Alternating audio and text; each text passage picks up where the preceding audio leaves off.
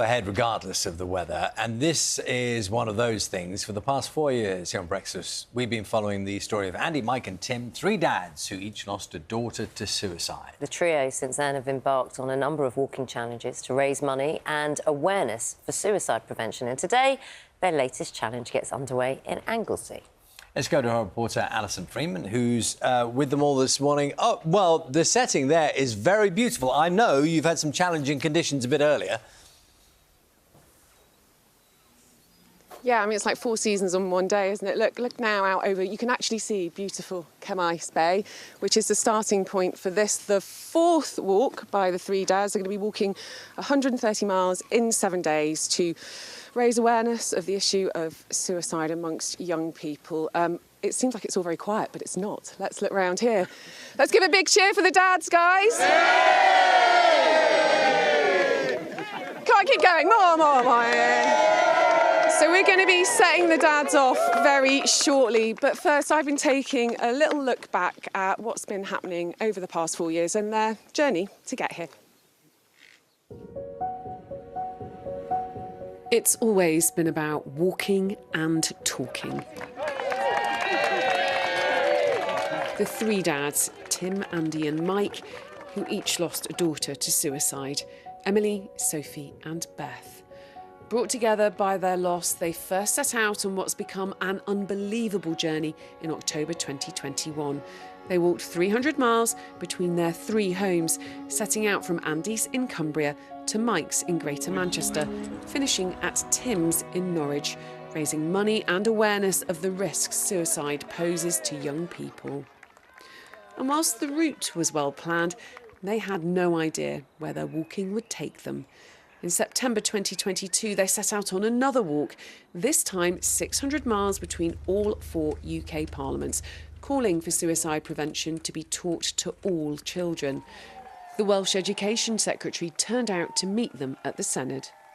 I think what they're doing really resonates with people. I've seen it myself on their walks. They've got people coming up to them and who've been affected by suicide. They're really touching people by the work that they're doing. Their online petition triggered a debate in Parliament.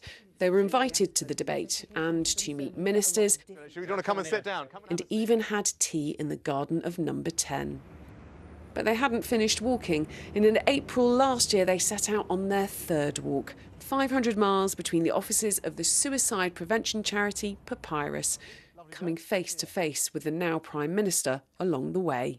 So our question is, why aren't we talking to them about it? So that's all we're asking.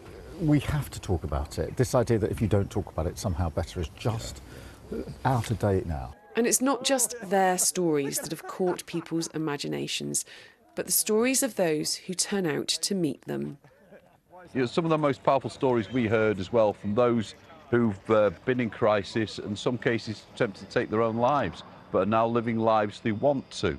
You know, and that, you know, their family are, you know, saved from going through the grief, and they're here now. And those are the important stories we want to get out there.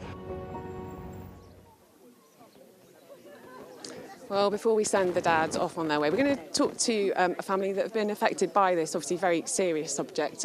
Linda and Andy, thank you so much for joining me this morning. Just tell me a little bit about your son Leonard, who took his own life. He was 22, heart and soul of the party, very intelligent, had his life ahead of him. So look, you've both turned out today. Thank you for joining us. I know it's so difficult to talk about. Why is it important that you are here today supporting the dads? Unfortunately, we can't change our own circumstances, but like the three dads, it's a case that we want to change the circumstances for other families and communities and keep them together. So we all need to use the word suicide and talk openly about it. A very clear message there for you. You say, you know, life and soul of the party, you miss him. Every day. Lovely. Thank you so much for taking the time to talk to us today. We're going to crack on. I know you're going to stay in the crowd, aren't you, to see them off. Thank you so much. Andy, just one example of why it's important that you're just doing what we're doing. You know, we know that it's a great crowd, everyone's a great atmosphere, but this is about your girls and people like Leonard, Andy and Linda, isn't it? Well, we didn't choose to come down this route, did we? We didn't choose to come down this way at all.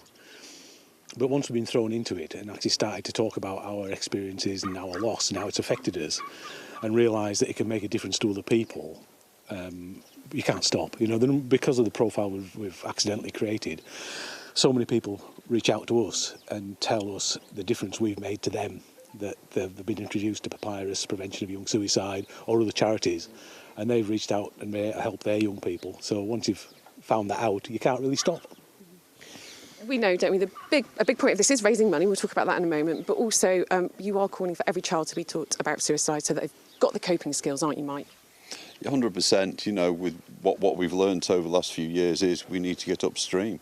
We need to equip our young people with the life skills they need to be able to keep themselves safe. You know, so we need happy, resilient children who know how to cope with the issues that are involved with mental health. You know, at the end of the day, we get upstream, equip our young people with the life skills, and they'll carry these life skills into adulthood, parenthood, and we believe it will make a huge difference. Now, you've always been raising money. It's well over £1 million now, isn't it, Tim? Just tell us about specifically what this walk is hoping to do. So between three of us, £30,000 to then support the emergency appeal that PAPYRUS have looked at, but it's also about raising awareness in rural communities that Hopeline 247 is there for them. So although there might not be something actually in the village that they're at, or at the coastal community they're at, there is help from PAPYRUS, the experts, there's professional staff at PAPYRUS who are there 24/7, staffing suicide prevention helplines to keep people safe and also give suicide prevention advice to concerned others. If you're worried about a loved one, a son, daughter, then you can phone Hopeline 247 and get that suicide prevention advice. You set up our next two guests very well there, Tim. You'd think that was planned, wouldn't you? Right. We've got lovely Mandy and Nicola. You both work for PAPYRUS, don't you? Just tell us about some of the work that you've been delivering. So we deliver training so that we can equip people out in the communities, really, to support anyone who's experiencing thoughts of suicide. Because the more we talk about suicide, the better, really. It just takes the power out of the word, really, doesn't it? And makes people more comfortable to talk about it. What do you think of these guys? Oh, maen nhw'n brilliant. They're brilliant. So just cofiwch am gobaith. So remember about hope. There is hope for people who need that support.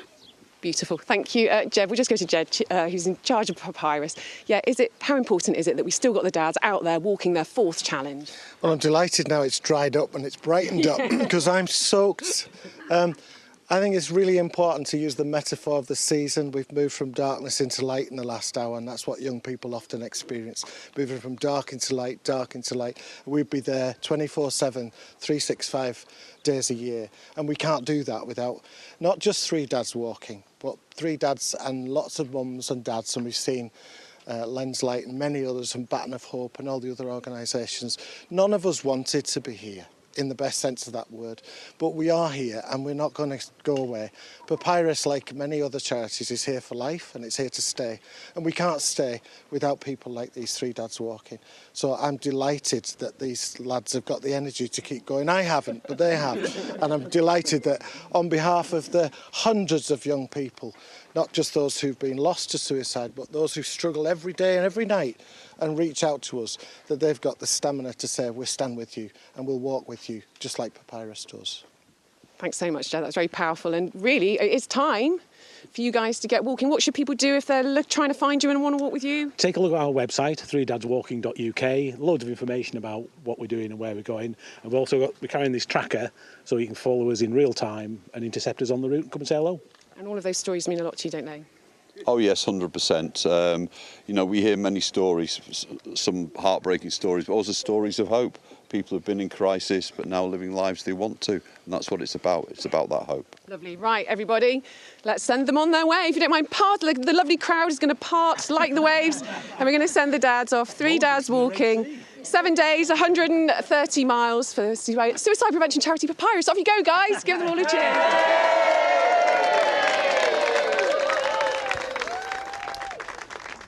And off they go. Good luck on the walk that lies ahead.